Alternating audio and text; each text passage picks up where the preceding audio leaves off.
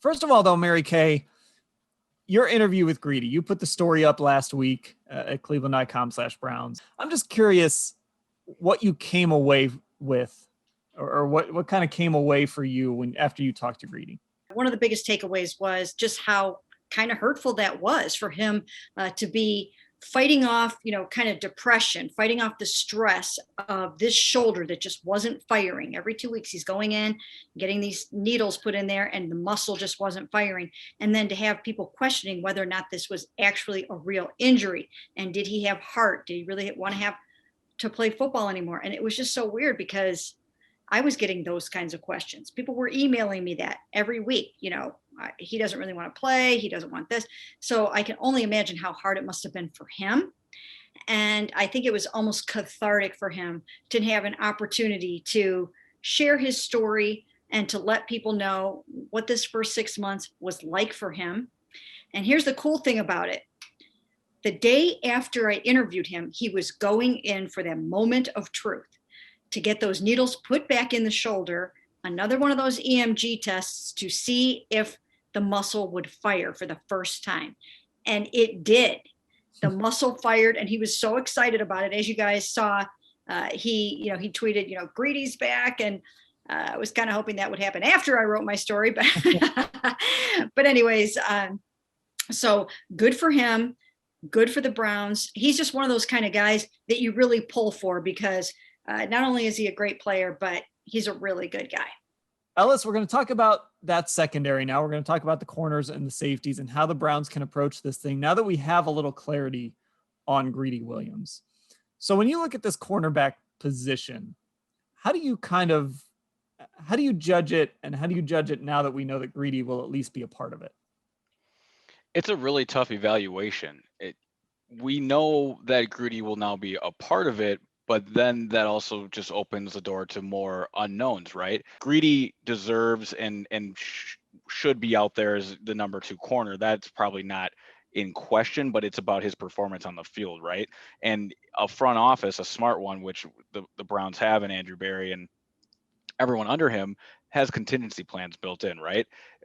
If this fails, what do we do? And the Browns really, for the past 2 years, at least, since I've gotten here and can speak to it, have had injury problems riddle their DB room. So despite some changes in front office and coaching staff, this is something that is reoccurring.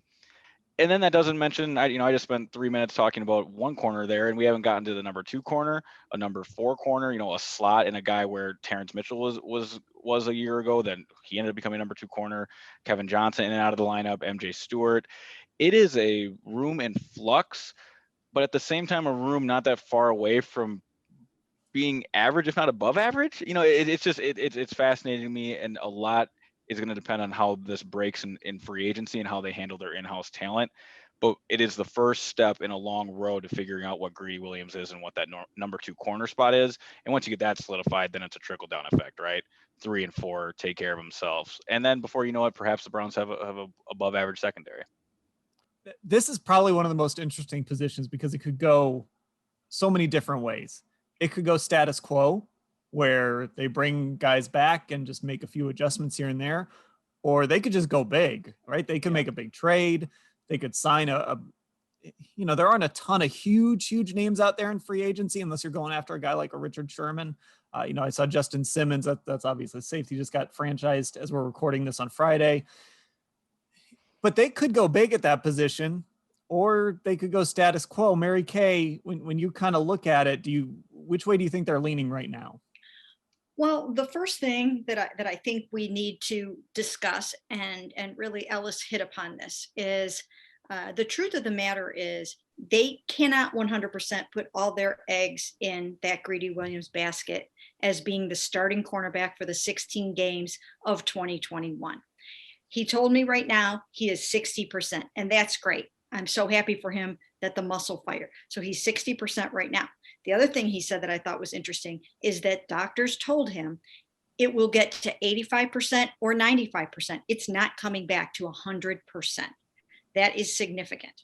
Then he also mentioned that doctors did tell him, you take a hit on this the wrong way again, and you could re-injure it. at some point. Now, once it's fully healed, I don't think that is going to be an issue as much as it would have been obviously last year when he was trying to play with one arm. But still, I think they need to have contingency plans and good ones. So therefore, I think you really do have to look at drafting or signing or trading for another starting cornerback. Now, one of the things that you can do that seems to me to be fairly easy and seamless would be to re-sign Terrence Mitchell, either before he hits the market or after he hits the market on March 17th. So once the salary cap is set, which should be fairly soon, I think they'll make an offer, some kind of an offer to Terrence Mitchell. At that point, then he decides, does he want to take that offer and stay here where he knows he might be a starting cornerback, or go out and test the market and see if he can get more money. So that's one of the first things that they should do. Then I think they'll re-sign Kevin Johnson. I really do. I think they'll re-sign Kevin. Again, it's the same thing. Will they re-sign him before he hits the market or after? Not really sure, but I know that they would like to have him back.